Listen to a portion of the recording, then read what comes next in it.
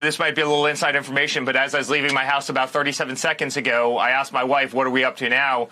And she said, just in terms of small dollar, we're well over $70 million. This is $21 donations, $43 donations, right? Small dollar donations. If you add the large dollar donations to it, you're over $200 million.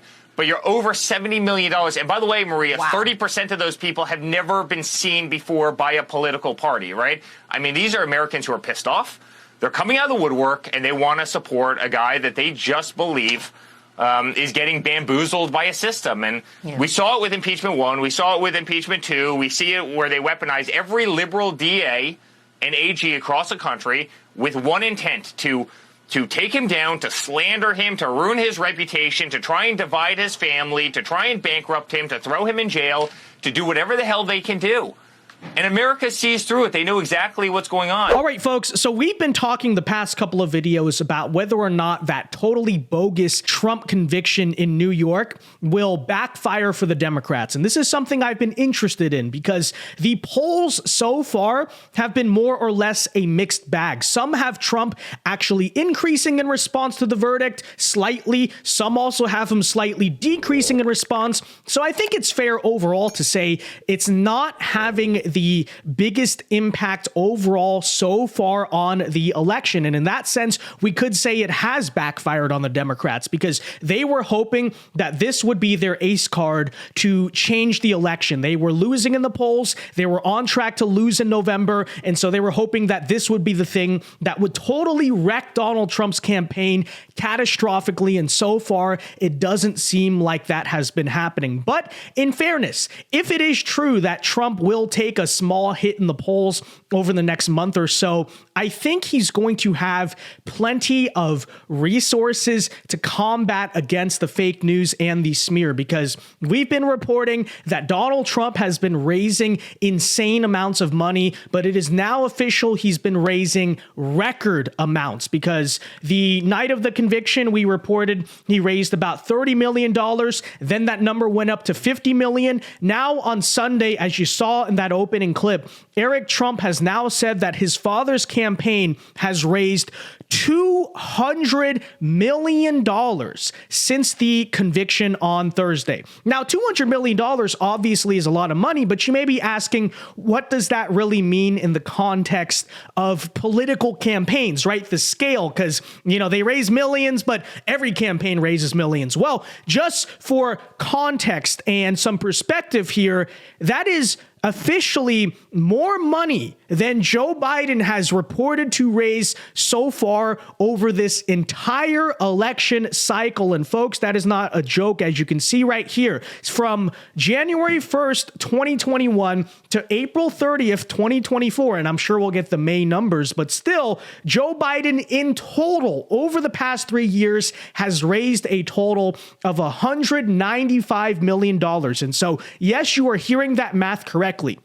In the few days, less than a week since the Trump conviction, he has raised more money than Joe Biden has in the entire election cycle so far. And we can add to those numbers because it has now been reported that following the conviction, Miriam Adelson, who is a big-time super donor, has just made a $100 million pledge to support Trump. And this was just a couple minutes ago. So you can now tally up that support, if I'm not mistaken, to $300 million here, folks. And again, that is an insane amount of money in such a short period of time. We don't know how much money he's going to raise in the following week, but that now does wipe out the one advantage so far before this conviction that Joe Biden had over Donald Trump. Because when we looked at the polls and we said, hey, look, Biden's losing, a lot of Democrats would respond, but look at how much money that Biden is raising. They were touting a couple of months ago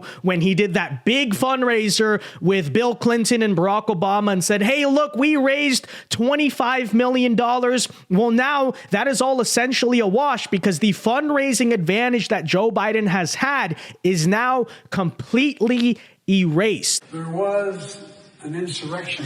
Shame on you, Joe Biden! Shame on you! Shame on you! You are funding genocide in Palestine, and no amount of full concern that you do will change the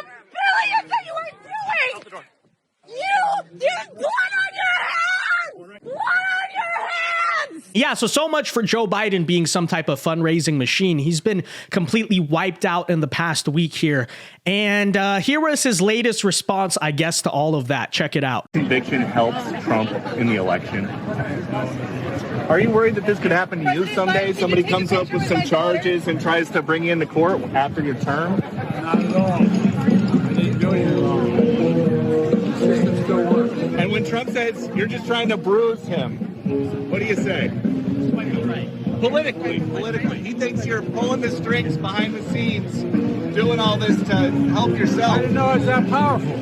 Yeah, no idea what that means. I'm just as confused as you. We're basically going to brush it off. That's typical Joe Biden for you guys. But listen, I'm going to say this in fairness and so that we do not gain some type of unfounded arrogance. Yes, it's a lot of money, but fundraising does not entirely win elections. Yes, it is certainly helpful. Yes, you always want to have as many resources as you possibly can. But Hillary Clinton outraised Donald Trump in the 2016 election, and look what happened there, right? You can't just buy votes. And so we also have to make sure that the messaging is on point. And as we've seen with a lot of these past elections, especially in 2022, I think a lot of Republican candidates did fall victim to this. We have to make sure this $300 million that has just been raised is sent to the right place. We don't want it to be sent to a bunch of consulting fees, right? These random political leeches, I will call them, that claim, hey, my $50,000 service is going to totally change the campaign for you. And then it gets what, like 10 votes or something. So don't waste it.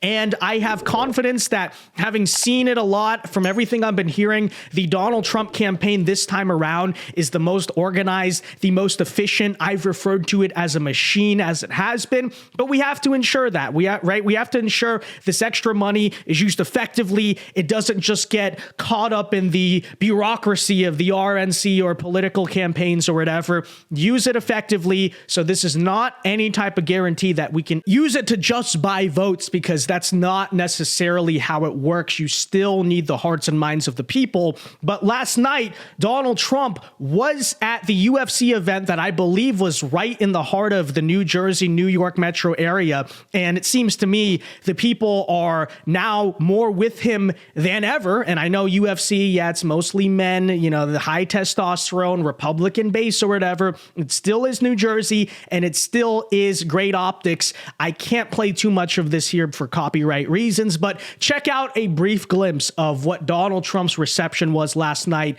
at the UFC event following the conviction. Being ushered in by UFC CEO, that former a rabid mixed martial arts fan.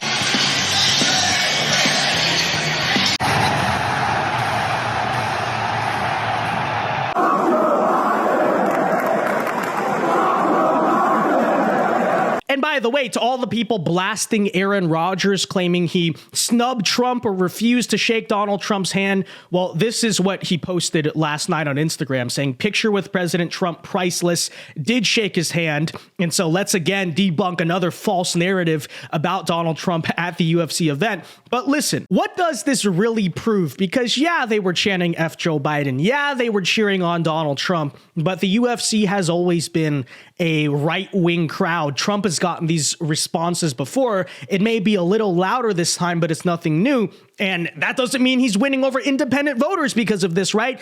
I don't disagree with you, but I will say this: with the fundraising, with the energy, with the galvanization of the base, now is the time to strengthen our core, right? Rally the troops, rally the most loyal people around President Trump, get them involved. And then with that tightened core, we can go out and make a more concerted effort for the undecided voters, for the independents, for the people who maybe support Trump but are not the most inclined to vote, right? That's what I think the high energy and the high money and the fundraising and the increase in resources, that's what it does. Now, we still have to put in the work to make sure we actually apply it to winning the election. But now that we have this purpose, this united front, this effort, an extra sort of pep in our step that the Biden campaign does not have because they are sleepy and, mediocre and non-impressive, then that's what we got to do. And we brought Israelis and Palestinians together